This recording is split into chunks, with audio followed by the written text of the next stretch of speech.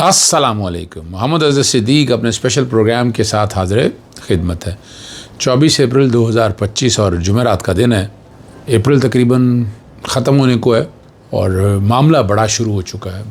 कौमी सलामती की कमेटी भी हुई और एलामिया भी आ गया और मोदी को थ्रेट्स भी आ गए सारी। क्या आगे होना है? जजेस सीनियरिटी लिस्ट में अगर इस्लामाबाद हाईकोर्ट बार पीछे हटी है तो साबका सदूर सामने आ गए। इमरान खान साहब से आज भी मुलाकात नहीं करवाई, लेकिन एक बात बड़ी ज़बरदस्त रही इस्लामाबाद हाई कोर्ट के अंदर। आरफ अलवी का वजाहती बयान आ गया और आना ज़रूरी था कि there was sudden confusion.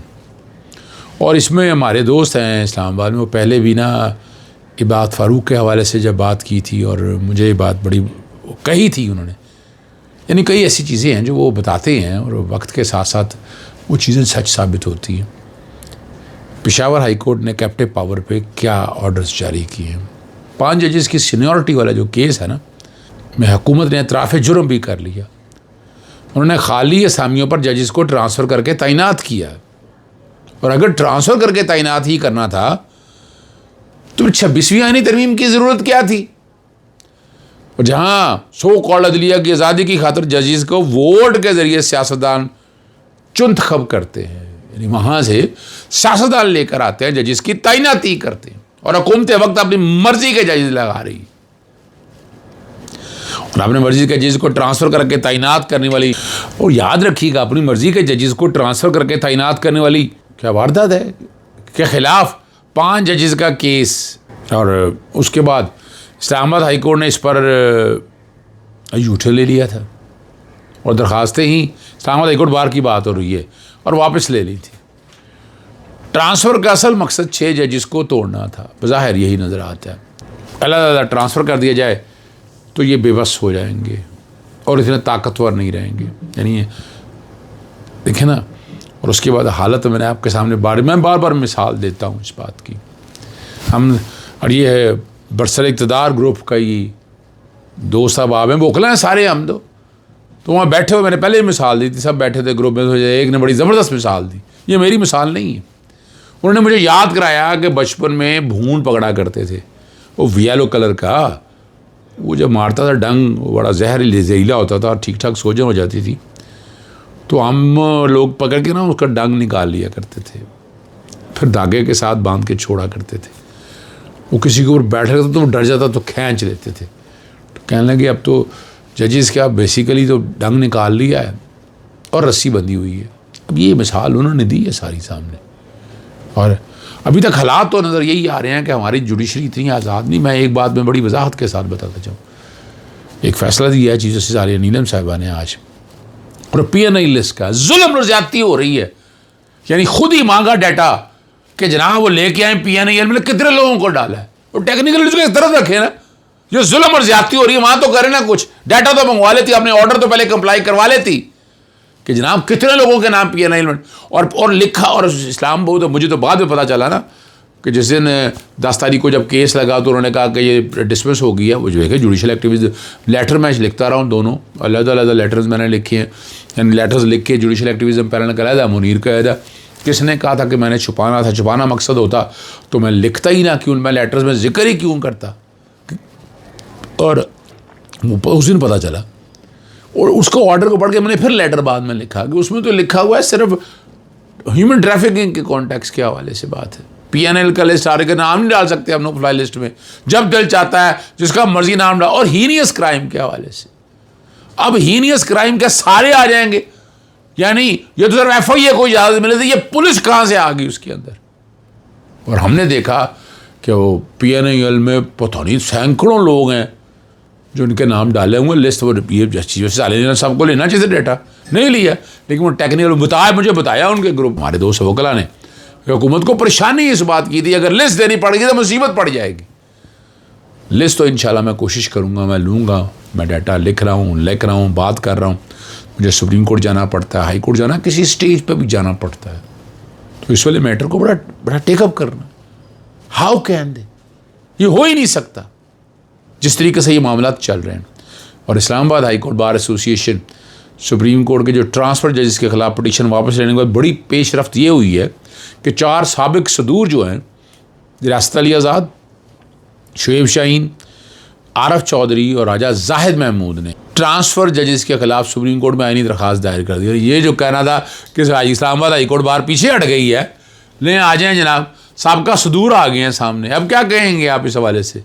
Transfer और सीनियरिटी लिस्ट कलअदम करार देने की इस्तदा की है और सख्ती से अमल दरामद की कोशिश की जा रही। मैं ख़ुद जब था पीर वाले दिन, हम भी केस फिक्सेशन के हवाले से मुतल्लिका लोगों से मिल के आए कि लगाएँ इसको।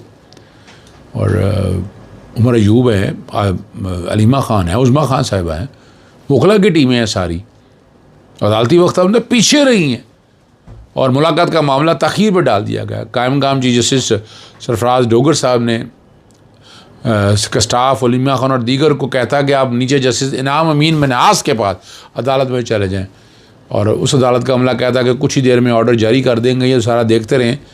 लेकिन ऑर्डर चीफ जस्टिस के पास नहीं बल्कि ब्रांच में जाएगा। देखो होता क्या, जब ऐसा होना है एक जज से एडमिनिस्ट्रेटिव ब्रांच पे जाना है, फ़ाइल मार्क होनी है, फिर आगे जाना है।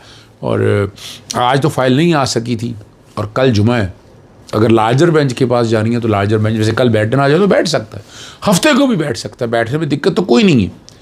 लेकिन ये लग रहा है कि अगले हफ्ते के अंदर जाएगा और तौहीन अदालत की दरख्वास्त की समाअत जो है ना वो अगले हफ्ते में मुकर्रर होने का नज़र आ रहा है। और इसके रिज़ल्ट्स क्या निकलेंगे वो एक अलहदा इशू है, वो मत पूछा करें, मजाक की बातें मत किया करें। कौमी सलामती कमेटी की जानब से पाक भारत के मौजूदा तनाज़ात पर एलामिया का खुलासा किया है और सिंध ताश के माहदे की मुअत्तली की तरफ जो है ना उसको सख्ती से मुस्तरद किया और इसे जंगी इक़दाम किया है। दो तरफ़ा माहदे बेशमूल शुमाइला माहदा मुअत्तल कर दिए गए, वाघा बॉर्डर बंद कर दिया गया, भारतीय शहरियों को 30 अप्रैल तक पाकिस्तान छोड़ने का हुक्म दे दिया, सार्क वीज़ा छूट भी ख़त्म कर दी है, सिर्फ 6 ज़ायरीन को आर्जी इस्तिस्ना हासिल है।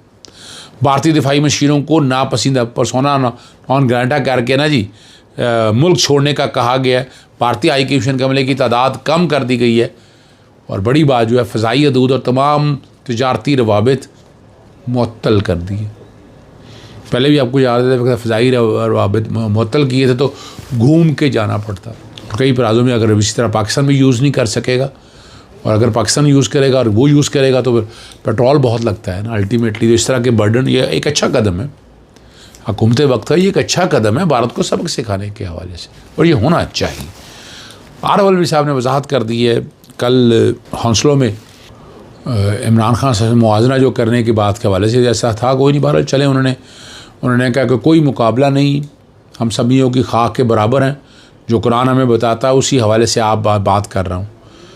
ऐसे अम्बिया भी गुजरे हैं जिनके सिर्फ 15-15 शागिर्द या फॉलोवर हुए, जिनकी तो बीवियाँ भी साथ नहीं देती थी, और ऐसे नबी भी गुजरे जिन्हें अल्लाह ने सल्तनत अता की। ये बातें जो हैं ये वो सारा कुछ बातें हैं, लेकिन बात भाई इस बात को अवॉइड करना चाहिए, इस तरह की ज़रूरत नहीं है। ये बात फ़ारूक ने भी उस दिन ऐसी बात कही थी और मुझे दोस्त हैं, एक नाम नहीं लेता, उन्होंने बरतानिया में वो बार बार जिक्र करते हैं कि इन चीज़ों से अवॉइड कराएँ, यानी कल ये बातें किसी और सिमत की तरफ ले जाएंगे, जान के ऐसे हालात बनाएंगे कि आपका गिरबान हाथ में आ जाए, और ये एक डेंजरस बात है, इससे बचना ही मुनासिब है। हमारे नबी करीम सल्लल्लाहु अलैहि वसल्लम ने एक शानदार उम्मत बनाई है और उस उम्मत में बड़े बड़े लोग आए।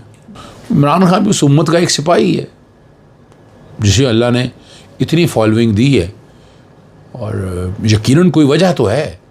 देखें ना, एक बात तो बड़ी वाज़ेह तौर पर है, तो इसलिए हाकमियत आला का राज समझना ज़रूरी है। पेशावर हाई कोर्ट में बिजली पैदा करने वाली संतों से कैप्टिव पावर की वसूली मुअत्तल कर दी है जी। फाकी हुकूमत से जवाब तलब कर लिया। कैप्टिव पावर लेवी की वसूली मुअत्तल करते हुए फाकी हुकूमत से तफसीली जवाब तलब कर लिया। दरख्वास्त गुजार के वकील ने अदालत में मौक़िफ़ इख्तियार किया गया था, हुकूमत ने लेवी मुकर्रर करते वक्त मुतल्लिका संतों से मशावरत नहीं की। पैदावारी सलाहियत की बात है, दीगर अवामिल को मद्देनज़र नहीं रखा गया, बग़ैर क़वायद व ज़ाबित के जल्दी में लेवी नाफज कर दी गई और आइंदा अहकाम तक वो लेवी मुअत्तल कर दी है। अमूदी के यार अमूदी के ख़िलाफ़ फ़ैसला क्या देंगे, ये बातें हो रही हैं, या उन्हें सोचना और समझना चाहिए। याद है शादियों में बुलाते थे, माशरे लंदन गए हो तो ये वाक़या हो गया, मुबैन हमलों का इल्ज़ाम पाकिस्तान में लगाने वाले और अजमल के साहब का पता बताने वालों के पास आखिर है ही क्या। ये बुज़दिल लोग जो है ना मोदी सरकार के ख़िलाफ़ क्या जवाब दे सकेंगे। जो बातें हैं ना, मोदी का जो यार है, गद्दार है, मैंने आपके सामने उस वक्त बताया, शादियों में बुलाया जाता, तिजारत से ताल्लुकात और ये बातें सारी होती रहती थी। कौमी सलामती का इजलास कागज़ी कार्रवाई ही साबित ना हो कहीं, ये बातें सारी हो रही हैं। बहरहाल जो भी है पॉजिटिव चीज़ें जानी चाहिए। गुलभूषण के केस के सिलसिले में नवाज शरीफ के बयानात को किस तरह इस्तेमाल हुआ, ये सारा कुछ रिकॉर्ड के ऊपर है। तारीख़ याद रखिएगा। इजाज़त चाहता हूँ। अस्सलाम वालेकुम। अल्लाह हाफ़िज़। पाकिस्तान जिंदाबाद।